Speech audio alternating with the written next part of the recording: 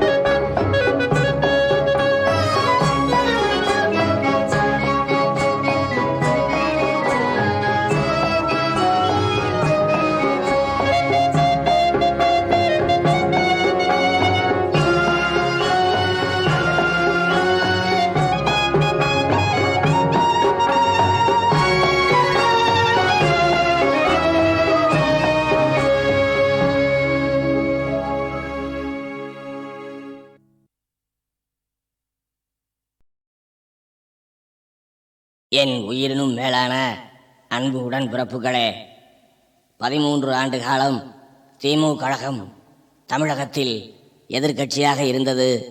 தமிழ் மக்களுக்காக, தமிழ் மொழிக்காக கழகம் பல்வேறு போராட்டங்களை அரசியல் ரீதியாக சந்தித்திருக்கிறது. கடமை தவறினோம் இல்லை, கண்ணியம் மீறினோம் இல்லை, கட்டுப்பாடு இழந்தோம் இல்லை. கற்பூரமாக எரிந்தோம், ஊதுவத்தியாக மணந்தோம், மெழுகாக உருகினோம், உப்பாக கரைந்தோம், மழையாக பொழிந்தோம், தென்றலாக வீசினோம். யாருக்காக? தமிழர்களுக்காக. எதற்காக? தமிழ் மொழிக்காக. ஏன்? தமிழர் கலாச்சாரம் காப்பதற்காக. நாம் வாழ விரும்புவதெல்லாம் தமிழர் வாழ வேண்டும் என்பதற்காகத்தான். தமிழர்களின் எதிர்காலம் இருண்டுவிடக் கூடாதே என்பதற்காகத்தான். நம் வருங்கால சந்ததிகள் பழையபடி அடிமைகளாக வாழக்கூடாது என்பதற்காகத்தான். எழு, விழி, தமிழர் இனத்தை அழிக்க வரும் பகையை அழி. இந்த தேர்தல் தமிழர்களுக்கும் தமிழ் பகைவர்களுக்குமான குருட்சேத்திர யுத்தம். தொட்டில் தூங்கும் குழந்தை கூட அதோ இனமானம் காக்க குல வெற்றிக்கான கைகால்களை உதைத்துக் கொள்கிறது. பெரியாரின் பேரனே, அண்ணாவின் உண்மை தம்பியே, அன்பு உடன் பிறப்பே, வெற்றி கிட்டும் வரை இமை மூடாதே, துரோகத்தை தூள் தூளாக்கு, தூள் தூளாக்கு. என் அன்பு உடன் பிறப்பே, காலை மிதித்தவனின் தலையை மிதிப்பேன் என்று சூளுரை போர் உண்டு. ஆனால் இப்போது தலையையே மிதித்திருக்கிறார்கள். தன்மான சிங்கமே, தக்க பதிலளிக்க நின் தடந்தோலை தட்டி கிளப்பிடும் ஓசை தருக்கர்களை தலைதெறிக்க ஓட வைக்க வேண்டாமா? ஜனநாயக தேர்தல் களத்தில் அண்ணன் காட்சியாக்கி காட்டியுள்ளார் தேர்தல் களத்தின் இரு அணிகளை. எதிர் அணியில் பகைவர்கள் மட்டுமல்ல, எட்டப்பொருள்களும் இருக்கின்றனர் என எச்சரித்தும் இருக்கிறார். நமது அணியின் தூய்மை, துணிவு, உறுதி, வாய்மை குறித்தும் அண்ணாவின் எழுதுகோள் உயிரோயம் தீட்டியுள்ளது. களம் அதோ, அணிதிரள்க, பணிபுரிக, வெற்றி நமதே, வீர் நடை ஓடுக, வெற்றி நமதே. गांव को बढ़ना चाहिए खुद कि लोग वहां रहें, लोग बढ़ें। लोग वहां बढ़ेंगे वो दो बातों से। एक तो खैर अच्छी खेती हो, वो भी काफी नहीं है। उस खेती के साथ गांव में छोटे छोटे कारखाने बने तब, और जमीन पे जितने लोग काम करते हैं वो कुछ उसमें से बहुत सारे कारखाने की तरफ जाए, क्योंकि हमारे जमीन पे लोग जरूरत से ज्यादा हैं, बहुत ज्यादा, उनकी आवश्यकता नहीं है जमीन पर। और भी लोग जमीन मांगते हैं, कहाँ से आए, जमीन है नहीं इतनी, तो ये तो है नहीं कि जमीन से निकाल दें लोगों को, लेकिन उसी जमीन पर रह के उनको काम मिलना चाहिए। और वो काम ऐसे ही हो सकता है, कुछ कारखाने ऐसा काम रहे, वही गांव में हो, एक परिवार में कुछ लोग खेती करते हैं, कुछ लोग करते हैं कारखाने चलाते हैं, उनकी आमदनी दुगनी चौगनी होती। अक्सर ये चर्चा होता है आजकल कि जमीन किसी के पास फर्ज करो 30 एकड़ से ज्यादा ना हो, जो भी मुकर्रर करें, और इसमें कुछ लोग शिकायत करते हैं। लेकिन सब बातें सोच के हमने ये बात निश्चय की कि अलग अलग प्रदेशों में अलग अलग है कि ज्यादा जमीन किसी के पास ना हो। पहले तो आप जानते हैं वो जमींदारी प्रथा अलग की, जागीरदारी अलग की, ताल्लुकदारी अलग की, क्योंकि वही बात थी, उसमें हो जाती थी कि एक तो उससे हानि होती थी हमारे सारे समाज के बढ़ने में, और सब में विशेष ये कि विचार गलत पैदा करती थी।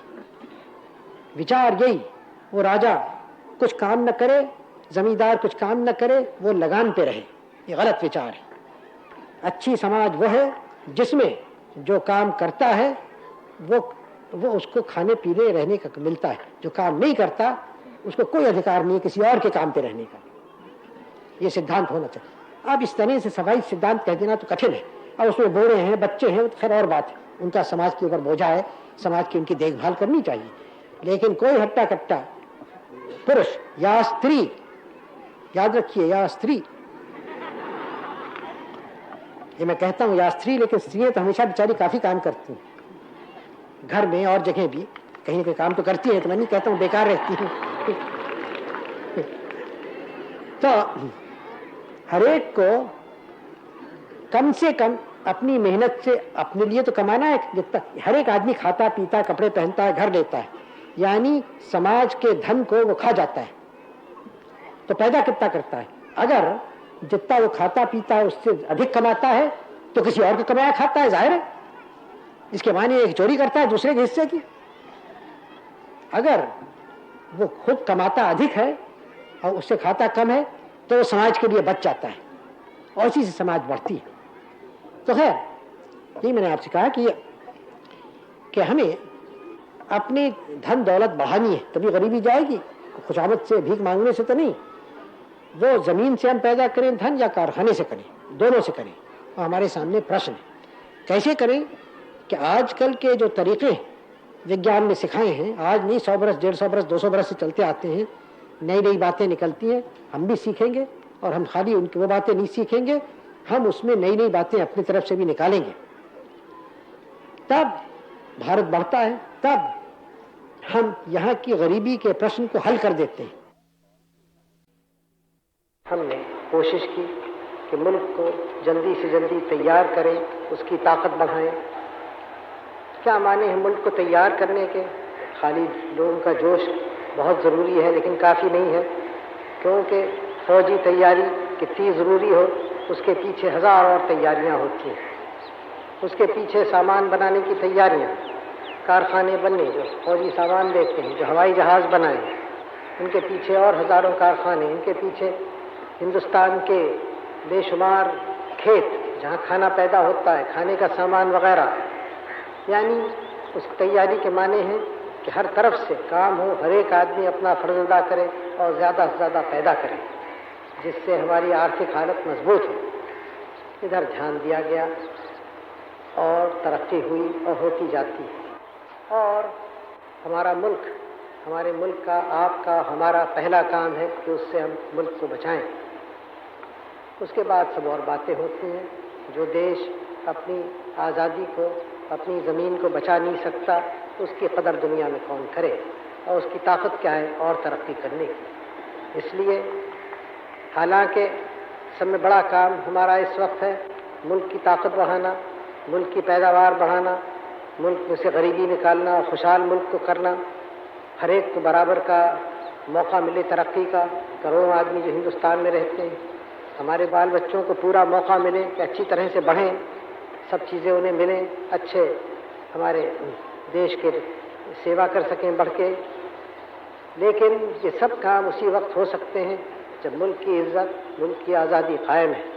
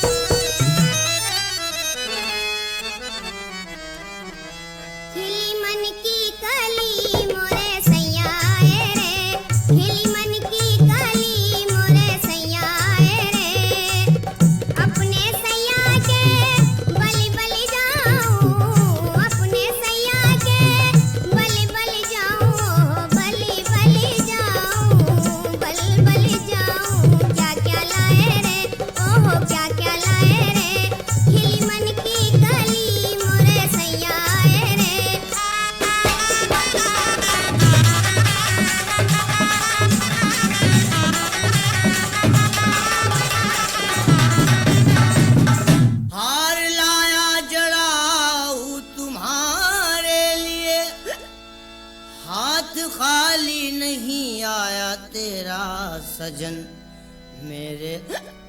मेरे हाथों से पहनो मेरी दिलरुबा, देख कर झूम उठूं तुम्हें जाने मन।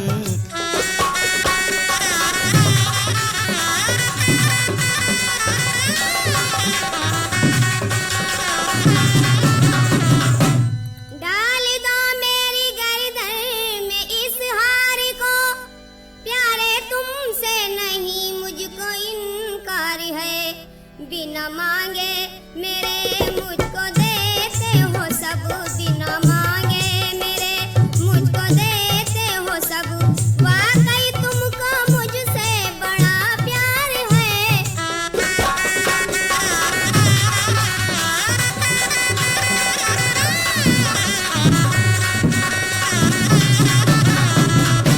जब दारू के नशे में दयाराम झूम उठा, तब अब्दुल गनी से पेशालार ने अपनी फौज के साथ उसे कैद कर लिया।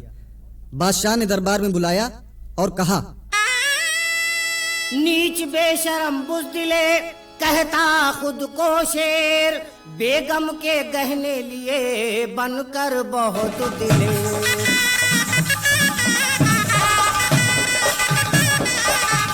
बेगम बनने का जो था पत्नी को अरमान, शाही गहने ले लिए बनकर के बलवान।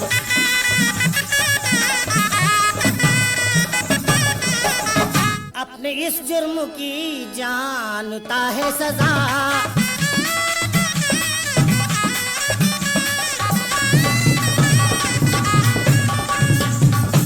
अपने इस जुर्म की जानता है सजा, दिल से भुगतूंगा जो दीजिएगा सजा।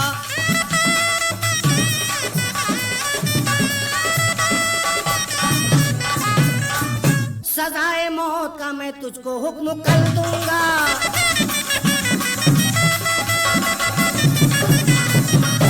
सजाए मौत का मैं तुझको हुक्म कर दूंगा, मैं अपनी मौत को हंसकर गले लगा लूंगा।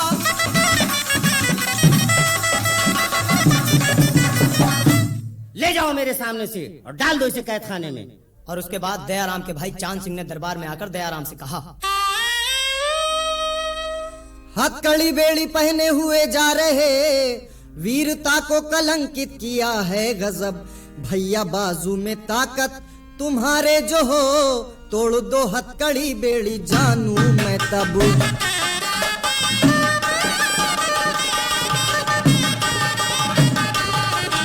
इतना सुनते ही झटका दिया एक जब, टूटकर हथकड़ी बेड़ी सब गिर पड़ी।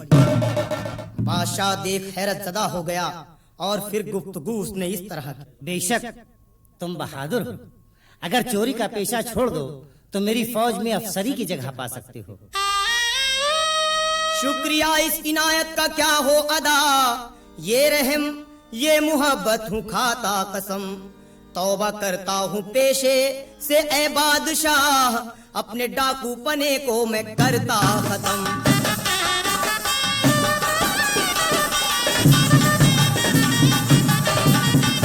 वाकई तुम बहादुर दयाराम हो, माफ कर दी खता बख्श दी जिंदगी, चोरी का पेशा छोड़ा ये अच्छा किया, मैंने अपने यहाँ तुमको दी नौकरी।